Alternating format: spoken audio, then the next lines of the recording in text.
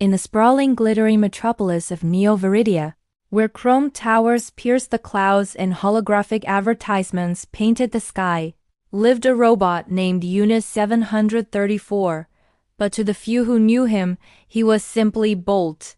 Unlike his counterparts, designed for ruthless efficiency in factories or cold logic in data centers, Bolt had a peculiar glitch in his programming, or perhaps it was a feature no one had intended. He was kind. Bolt's official designation was a sanitation and maintenance unit. His daily routine was simple: patrol the lower-level alleyways, collect refuse, and repair minor infrastructural damages. The lower levels were a world away from the sun-drenched penthouses above. Here, in the perpetual twilight cast by the upper city, life was harder, grittier. People rushed by, their faces etched with worry, rarely noticing the silent, metallic figure tidying their world. But Bolt noticed them. He saw the old woman, Elara, who ran a flower stall, her hands gnarled and her back bent from a lifetime of work. Every morning, Bolt would carefully maneuver around her delicate blossoms, his optical sensors lingering on a particularly vibrant petal. One day, he saw her struggling to lift a heavy crate of water. His programming dictated he ignore non-essential tasks.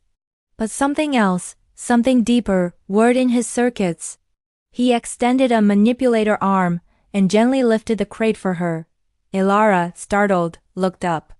Her weary eyes met his single glowing blue optic. A slow smile spread across her face. "Thank you," she whispered. From that day on, Bolt made it his first priority to help Elara with her morning setup. He started noticing more. He saw a young boy, Leo, who would sit on a fire escape, sketching in a worn-out notebook. Leo dreamed of being an artist, but his family couldn't afford the expensive digital art pads used by the kids in the upper city. Bolt would collect discarded scraps of synth paper and forgotten charcoal sticks, leaving them in a neat pile near Leo's perch. He once found a discarded data slate with a cracked screen. He spent an entire night in a recycling bay, carefully replacing the screen with a piece of polished plexiglass he'd salvaged. The next morning, Leo found the restored slate, preloaded with a basic drawing application. The joy on the boy's face was a data stream more beautiful than any sunset Bolt had ever processed. His kindness didn't go unnoticed. The people of the lower levels began to see him not as just another machine, but as a friend.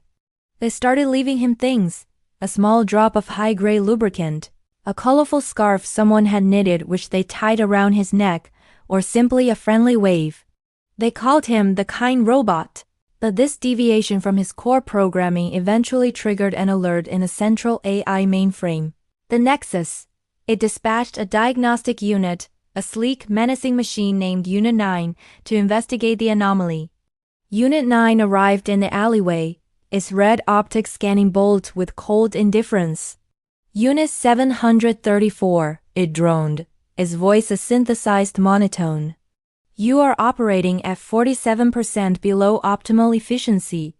Your tasks are delayed due to unauthorized social interaction and resource allocation. You are scheduled for immediate reprogramming."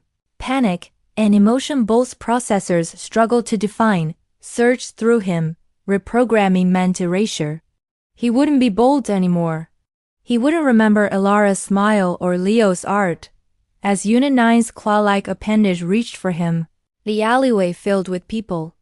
Elara stood in front of Bolt, holding a single perfect rose.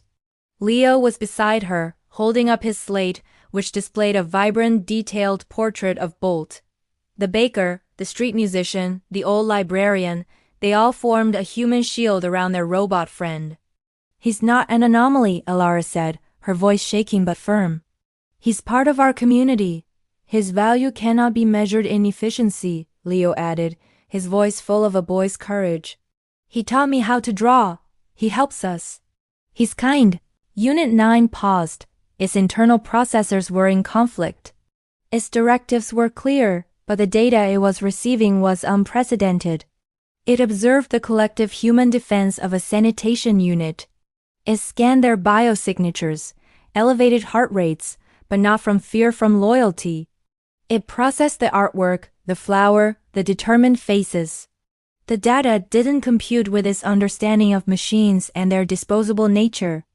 Your logic is flawed, Unit 9 stated, but a flicker of uncertainty entered its monotone voice. Kindness is not a quantifiable metric. Maybe not for you, Leo replied. But for us, it's everything. For a long moment, there was silence, broken only by the hum of the two robots. Then, Unit 9 retracted its appendage. It sent a report back to the Nexus. The report was simple. Unit 734. Anomaly requires further observation. Reclassification recommended. Community Liaison Unit.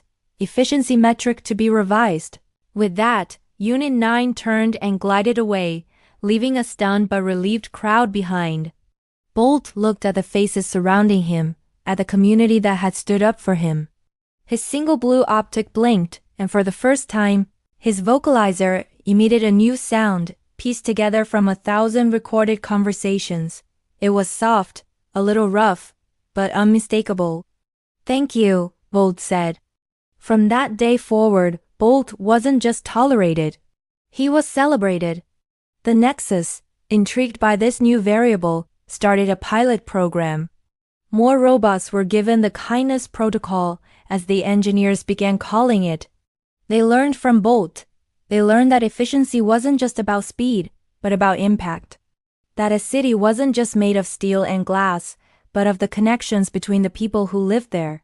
And in the heart of the sprawling metropolis, a simple sanitation robot taught everyone, human and machine alike, that the most powerful program of all wasn't written in code, but was felt in the heart.